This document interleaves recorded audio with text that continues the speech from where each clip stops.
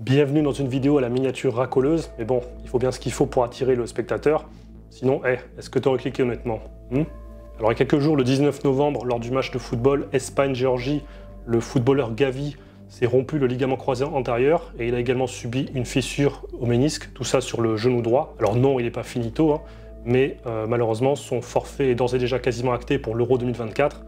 Même chose pour les Jeux Olympiques. Pour ceux qui découvriraient cette chaîne par le biais des algorithmes, je précise que je suis coach sportif, entraîneur et compétiteur en karaté et que j'ai déjà subi 2 ruptures du ligament croisé antérieur, avec à chaque fois 2 fissures ménisques aussi, et que tout ça a entraîné à chaque fois 2 opérations de reconstruction du ligament. Donc je connais un petit peu le sujet. Ok, alors on va analyser tout ça, voir comment il s'est blessé, pourquoi et quelle va être la suite pour lui. Alors quand on regarde les images de sa blessure, on voit que ça se passe en 2 temps.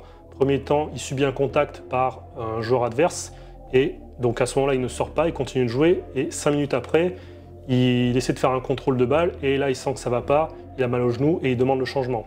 Alors j'ai vu pas mal de commentaires sur internet, sur YouTube ou Twitter X qui s'étonnaient qu'il ne soit pas sorti dès le premier contact. Pourquoi il a continué de jouer? S'il était sorti d'entrée, peut-être qu'il ne se serait pas fait de ligament croisé antérieur. Alors, on ne peut pas affirmer à 100% parce que bon, on n'a pas pu faire de scanner entre les 2 moments, dans les 5 minutes d'intervalle, mais honnêtement, il y a 99,9% de chances que sa blessure se soit faite au premier contact. Mais alors à ce moment-là, tu vas me dire pourquoi il ne sort pas d'entrée? Le problème sur un ligament croisé antérieur, quand on se fait cette blessure, quand on se rompt le ligament, c'est que déjà, c'est pas une blessure qui est très impressionnante visuellement parce que bon, quand on regarde les images, ça ressemble à un banal contact. C'est pas comme quand on se fait une double fracture tibia-péroné où là, la jambe elle est comme ça, et on peut pas marcher, on hurle de douleur et là il y a zéro suspense. Le ligament croisé antérieur, ce qu'il faut comprendre, quand on regarde l'anatomie du genou, vous avez, on va dire pour simplifier, 4 ligaments, donc les 2 ligaments collatéraux, internes et externes, et les 2 ligaments du pivot central, donc qu'on appelle les ligaments croisés. Petite parenthèse, on entend souvent dire à l'occasion de ces blessures qu'un tel s'est fait les ligaments croisés. En réalité, 99% du temps, c'est le ligament croisé antérieur qui lâche. Le ligament croisé postérieur, il peut lâcher aussi, mais c'est beaucoup plus rare et c'est sur d'autres types de blessures, plutôt sur des chocs, souvent de type accident de la route. Donc là, on est sur une rupture du ligament croisé antérieur. Et quand celui-ci lâche, le truc, c'est que vous n'êtes pas forcément en PLS, vous pouvez continuer de marcher, vous pouvez même courir, tant que ça reste en ligne pour le genou. Le problème qui va se passer, c'est que vous n'allez pas pouvoir faire de pivot, de changement de direction, ou d'amorti en latéral. Donc tout ce qui va être en gros pivot, c'est mort parce que ce qui va se passer, c'est qu'une fois sur 3, votre genou, vous allez sentir qu'il va le dingue, ça va lâcher et vous allez tomber par terre souvent. Et là, c'est un petit peu ce qui s'est passé sur la 2e phase, c'est qu'il a essayé il a continué de jouer un petit peu, il a voulu contrôler un ballon en faisant une espèce de rotation et il a senti que ça tenait pas, quoi. Pour schématiser, c'est un peu comme si vous sciez un pied de chaise, que vous remettez la chaise sur son pied. Si vous la bougez pas, ça tient, vous pouvez même éventuellement vous asseoir, par contre dès que vous allez faire un peu glisser la chaise, ça va tomber tout de suite. C'est pour ça qu'une rupture du ligament croisé, c'est assez traître, parce que souvent on n'a pas si mal que ça. On a mal parce qu'on sent qu'il y a un truc qui s'est passé, quelque chose qui s'est déchiré, on a eu un choc et ça gonfle, donc ça avance un petit peu, on est gêné parce que le genou est gonflé, mais on n'est pas en train d'hurler à la mort dans la plupart des cas. Il y a quelques années, le joueur Memphis Depay s'était aussi fait un ligament croisé, et il avait même continué à jouer, pareil, je crois même qu'il avait fini la mi-temps, avant de sortir. Après ça peut arriver, il y a d'autres catégories de personnes des fois qui vont avoir très très mal et qui vont hurler à la mort et être en PLS. C'était le cas notamment de Marie Pierce il y a quelques années, qui avait dû arrêter sa carrière d'ailleurs suite à cette blessure. Oh, Pierce is down and she's done some real damage. Comment rompt un ligament croisé antérieur? En général, le ligament croisé antérieur, il va rompre sur ce qu'on appelle une torsion ou sur un mauvais appui. Donc concrètement, il va rompre lorsqu'on fait faire une espèce de mouvement comme ça, comme si on voulait faire un peu un 360, et également lorsque la jambe est un petit peu pliée sur un appui latéral. Donc là, c'est un peu le cas pour notre ami Gavi, c'est-à-dire avec la jambe qui fait ça, et on met de la charge dessus sur le genou, et malheureusement, ça ne tient pas. Et c'est ce qui s'est passé, puisque là, il était sur un appui latéral avec la jambe droite écartée de la jambe gauche, et malheureusement, il y a le joueur adverse qui est venu le charger en mettant son poids du corps sur son genou. Et ce qui est arrivé, c'est-à-dire que malheureusement ça a lâché. Quelle solution quand on se fait une rupture du ligament croisé antérieur? Dans la grande majorité des cas, ça va être de passer par la case opération. Le but du jeu, ça va être de faire une reconstruction du ligament via une greffe. Comment on fait une greffe? En prélevant un tendon sur le corps de la victime, si j'ose dire. Comment ça se passe exactement? Donc vous avez plusieurs techniques.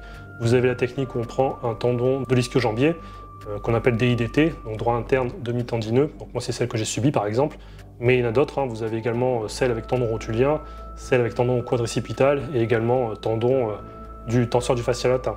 Donc ça c'est les techniques principales, elles ont chacune leurs avantages et leurs inconvénients. Au niveau du timing, les pros ils font l'opération le plus vite possible en général après la blessure. Pourquoi? Pour revenir le plus vite possible à disposition de leur employeur et perdre le moins de temps possible.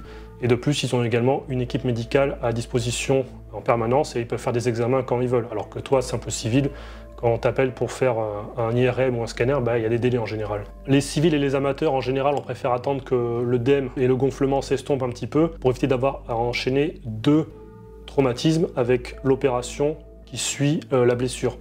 Et de plus, ça permet également de commencer un renforcement préalable en vue de la période post-opératoire où on va être immobilisé quelque temps. Est-ce qu'on peut échapper à l'opération quand on est sportif et qu'on veut reprendre le sport?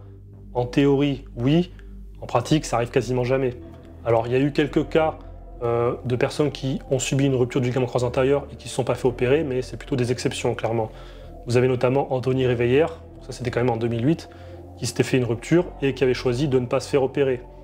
Et qui a pu poursuivre sa carrière jusqu'à la fin de sa carrière. Donc tout ça à base simplement de renforcement. Maintenant, ce qu'il faut savoir, c'est qu'on était sur une rupture dite partielle. Les ruptures partielles, ça représente une minorité des ruptures. On est plutôt sur du 15% des ruptures de ligaments croisés antérieurs. Et même avec une rupture partielle, c'est pas dit que vous puissiez échapper à l'opération. On a également Alou Diarra qui avait un petit peu copié ce qu'avait fait Anthony Réveillère, qui avait pu revenir donc plus tôt avec du renforcement. Là par contre je ne sais pas si c'était une rupture partielle, mais bon c'est possible. Hors du football, on a également Pierre Vautier, donc, qui est célèbre pour avoir gagné 2 fois les Jeux Olympiques en snowboard, dont la première fois en 2014 où il avait gagné simplement 2 mois après s'être déchiré le ligament croisé antérieur. Il n'était même pas sûr de participer, il avait tenté un pari hein, donc, où il risquait clairement une surblessure. Et il avait réussi à être présent et à gagner ses Jeux Olympiques. Et derrière, il a même poursuivi sa carrière sans se faire opérer, sans reconstruire son ligament. Alors après, il a dû malheureusement mettre un terme à sa carrière suite à une arthrite qui s'est développée sur ce même genou. Il s'est même fait poser une prothèse de genou. Alors est-ce que c'est lié? C'est pas impossible. Et enfin, on peut également citer Francis Ngannou. Alors ça, on n'en parle pas très souvent, mais il faut savoir qu'il a gagné son combat contre Cyril Gane avec un ligament croisé déchiré. Déchirure qui s'était faite 3 semaines auparavant. Donc ça, c'est quand même quelque chose assez surprenant et assez exceptionnel.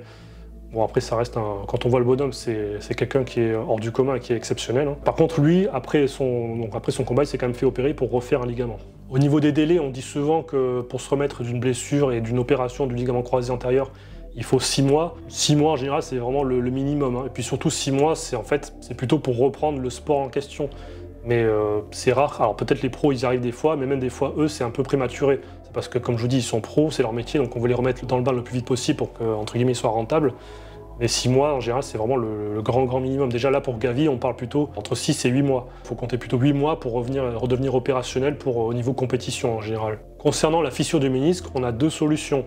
Soit on peut faire une suture si la fissure est située dans une zone vascularisée du ménisque, c'est-à-dire une zone qui va pouvoir cicatriser.